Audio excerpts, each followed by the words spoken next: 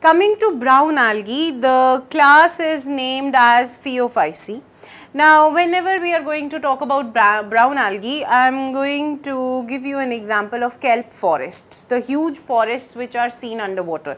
Why they are named forests? Because that algae ranges from 5 to 15 meters, huge plants, they appear like plants, but yet again we have that thalloid organization, and as you can see over in this picture, this is not a microscopic image, it is actual image which is a kelp forest, huge forest like structure would be seen in the marine areas. Now, these brown algae, they are rarely fresh water, you would find them in the brackish water or you would find them in marine areas.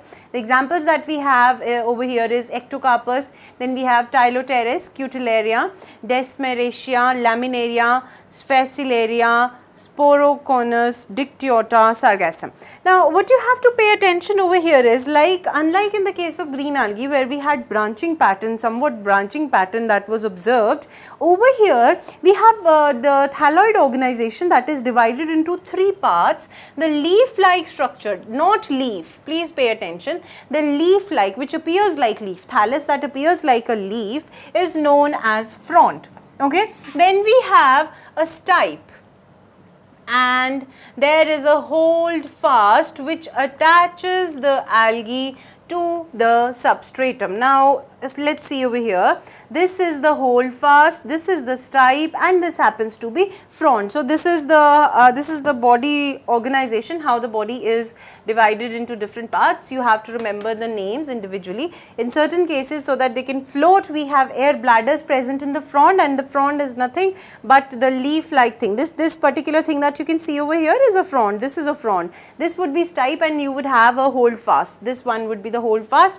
that attaches the algae to the substratum. Moving further, what do we have in characters about brown algae? Let us see individually. Majority are living in marine environments, on rocks, in cool waters. That means there won't be much algae in those areas where there would be hot springs. They would be in the tropical areas more abundantly and cool waters.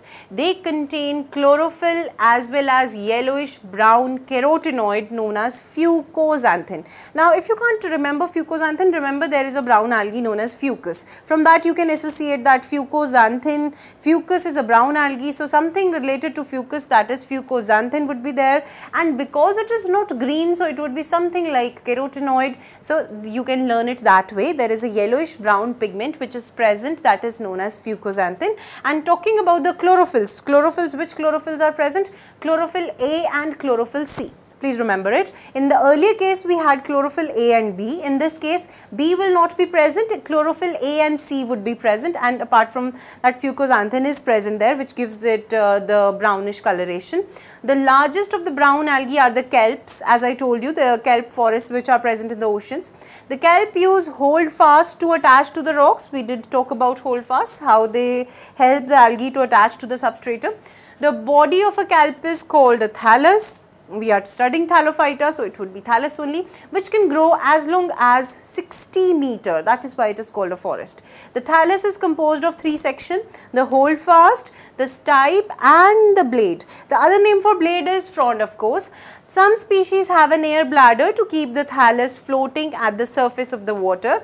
Where more light is available for photosynthesis, they store their food as laminarin and mannitol. There are two storage substances which are known as laminarin and mannitol. Talking about their cell wall, what is their cell wall composed of? It is composed of cellulose and algin.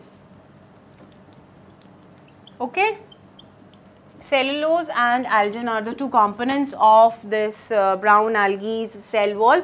Talk about their flagella. They have two flagella which are lateral, and in the case of green algae we had 2 to 8 flagella which are equal in size. They were apical. In this case they are going to be lateral and they are unequal.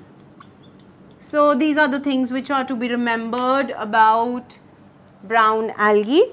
Next, what we move on to is red algae, but before we move on to red algae, we have skipped the sexual reproduction of this algae, and we are going to discuss that. Sexual reproduction, asexual reproduction and vegetative propagation in the case of brown algae is again somewhat similar to green algae. First thing is, what about vegetative propagation? Vegetative propagation, as I told you, in the case of green algae, that is again by fragmentation. In the case of brown algae as well. Okay, talking about their asexual reproduction, over here we again find biflagellate zoospores.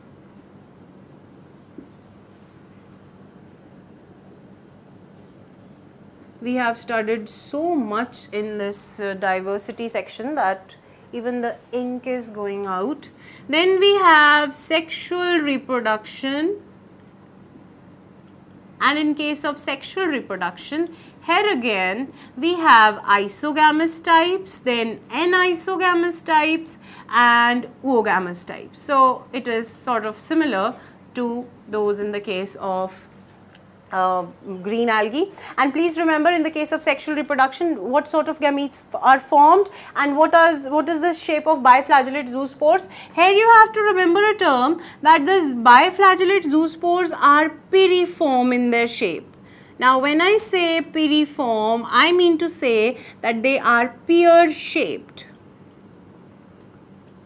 Okay, these pear shaped biflagellate zoospores would be somewhat like the pear that you consume, and there would be flagella that are present. This would be a biflagellate zoospore. And in the case of sexual reproduction also, the gametes, they are also piriform. Okay, depending on the number of flagella, they can be classified, but they are going to be pear shaped again. So this is about the reproduction in the case of brown algae. So next we move further to red algae.